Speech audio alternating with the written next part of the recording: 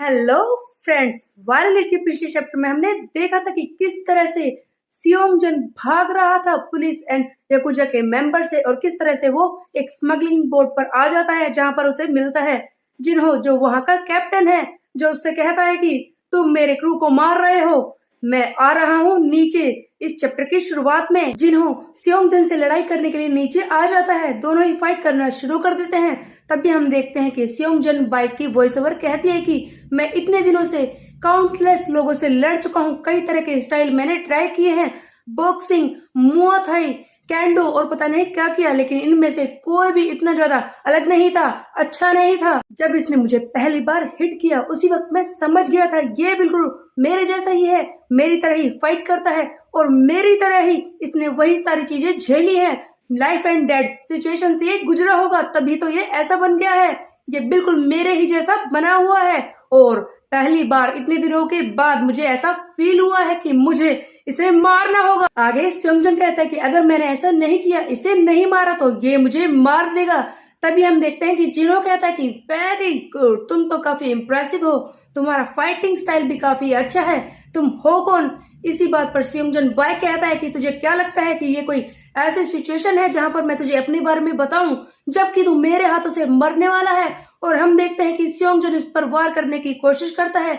इसी बीच में एक और ट्विस्ट आ जाता है जब जिन्हो गन निकाल लेता है अचानक से और सियोंगजन के पैर पर एक शॉट मार देता है और कहता है कि तुम इसे अवॉइड नहीं कर पाओगे। इसी बीच में हम देखते हैं कि सियोंगजन को कुछ भी फर्क नहीं पड़ता, वो अभी भी हंस रहा है, जिस पर जिन्हो कहता है कि तुम तो जीत गए और वो वहीं पर बेहोश हो जाता है।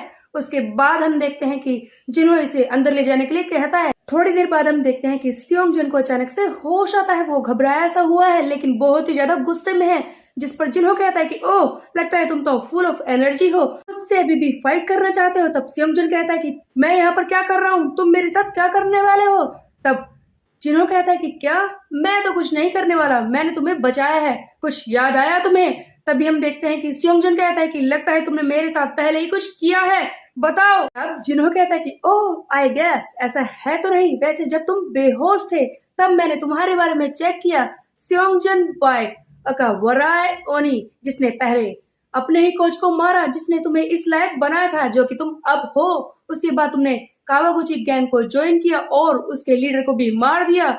उसके बाद अपने सारे साथियों को खोने के बाद तुम यहाँ पर आ गए मेरी स्मगलिंग बोट पर। सो आई गेस वराय ओनी मेरी बोट पर एक वीआईपी गेस्ट है। तब सियोंगजन बाइक ये सारी बातें सुनकर हैरान रह जाता है कि इसे मेरे बारे में इतना कुछ कैसे पता चल गया। तब सियोंगजन कहता है कि तुम मेरे साथ क्या करना चाहते हो, क्या चाहिए तुम्हें? इस पर जिन्हो कहता है कि बस ज्यादा कुछ नहीं, मैं यही चाहता हूँ कि तुम मेरे साथ मिलकर काम करो। आगे सियोंगजन की वॉइस ओवर में बताती है कि इसने मुझे अपना साथी बना लिया था, इस तरह से मैं जिन्हो से मिला था, तब से मैं इसी के साथ काम कर रहा हूँ और इसने मुझे अपने क्रू का लीडर भी बना दिया था। ऐसा नहीं था कि रोज मुझे इनके साथ काम करना था, लेकिन मैं इनके साथ जुड़ गया था।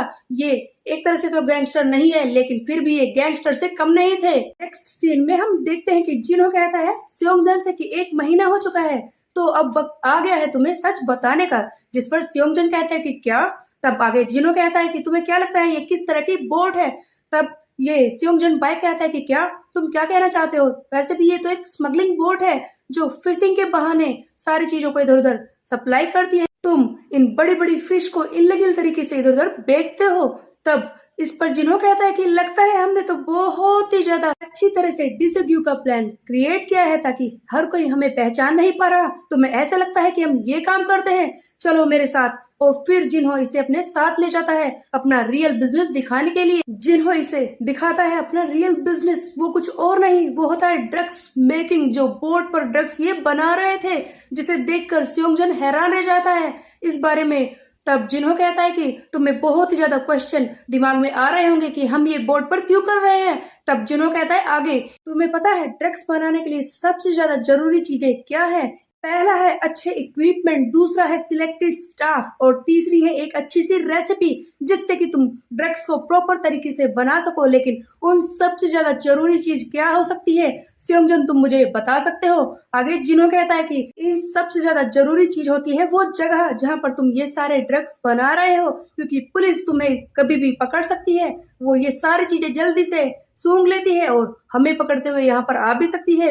लेकिन जब तुम एक डीप सी में हो, तुम्हें किसी बात का खतरा नहीं है। तुम्हें पता है कि जब ड्रग्स बनाते हैं तो एक ऑफुल सी स्मेल निकलती है, जिससे कि आसपास वाले आराम से हमें सूंघ सकते हैं, उन्हें पता भी चल जाएगा हमारा सच। लेकिन सी में होने का यही फायदा है।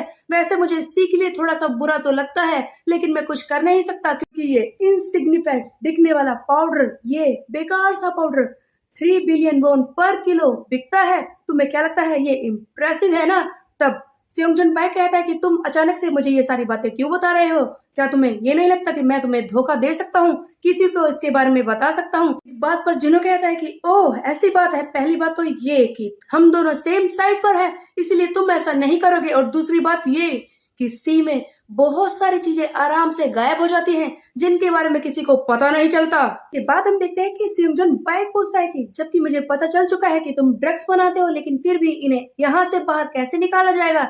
तब आगे जिन्हो बताता है कि हम यूज करते हैं बैग्स विथ लेग्स, यानी कि स्टोवावेज। सो बेसिकली गाइस ये कहना चाहता है कि ये लोगों का यूज करते हैं, जिन्होंने अपनी बोर्ड पर कई सारे लोगों को बंद किया है, जिनके बारे में जिन्हों कहता है कि तुम्हें क्या लगता है कि हम इन्हें राइस बोल ही खाने को देते हैं और एक ही बारी में चबाने को क्यों कहते हैं?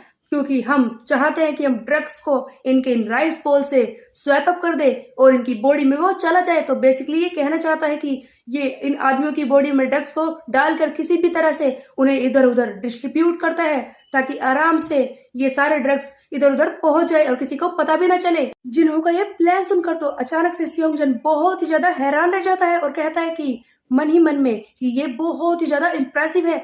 आज से पहले मैं कई सारे लोगों से मिला हूँ, कितने ही काउंटलेस लोगों को मैंने मारा है, लेकिन ये आदमी ये इन सबसे अलग है। इस जैसे इंसान से मैं पहले कभी भी नहीं मिला हूँ। तो बेसिकली गाइस स्टोवावेज के बारे में देखा जाए तो ये इस तरह के लोग होंगे, जिनके पीछे ऐसे लोग पड़े होंगे जिनसे कि ये घबरा रहे हैं, या फिर पुलिस उनके पीछे पड़ी होगी। ये अपनी लाइफ को छुप कर जीना चाहते हैं, इसीलिए ये सारे काम करने को तैयार हो जाते हैं और थोड़े दिन तक इन सारी चीजों को बर्दाश्त करने के बाद ये फ्री हो जाते हैं और कहीं पर जाकर अपनी लाइफ को जी सकते हैं। नेक्स्ट सीन में हम देखते हैं कि सेयोंगजन एंड जिन्हो दोनों ही बोर्ड से नीचे उतर चुके हैं। तब जिन्हो कहता है कि ये काफी दिन हो गए कि जब मैं बोर्ड से नीचे आया हूँ, लैंड पर चल रहा हूँ। तब सेयोंगजन भी यही बात कहता है कि हाँ काफी वक्त हो गया।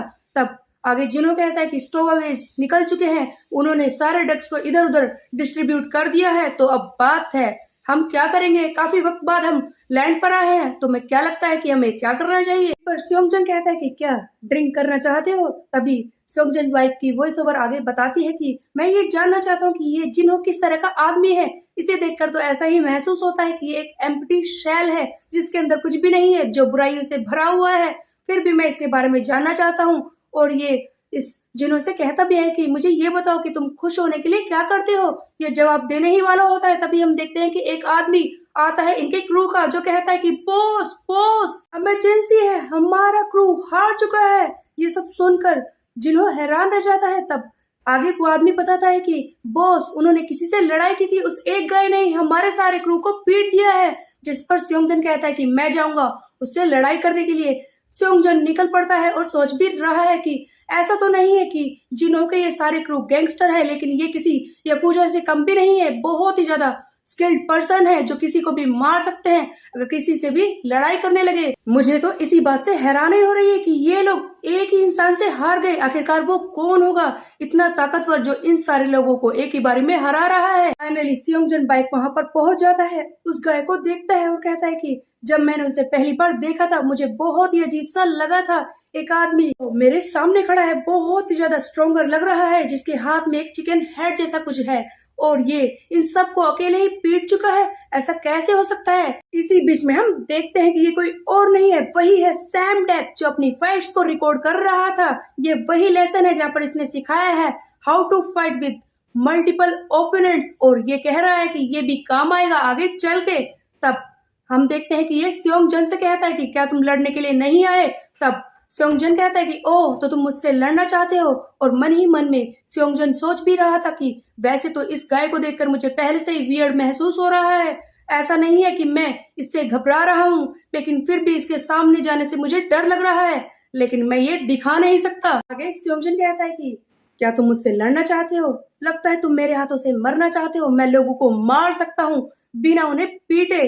तब स्योंगजन अपने मन में सोच रहा था कि मुझे इसके औरों को देखकर इतना अजीब सा महसूस हो रहा था कि मैं आगे जाने से डर रहा था और खुद से ही जानबूझकर बात कर रहा था, खुद को बकअप करने की कोशिश कर रहा था। तो आखिरकार सैम डक पहले से इतना ज्यादा खतरनाक है, बट सैम डक आखिरकार है कौन? हो सकता है कि नेक्स्ट चैप्टर में ये दिखाया जाए। तो guys let's continue in next chapter. तब तक के लिए मेरे चैनल को सब्सक्राइब कर ले, बेल के आइकन को कर दे प्रेस। फिर मिलते हैं, बाय बाय।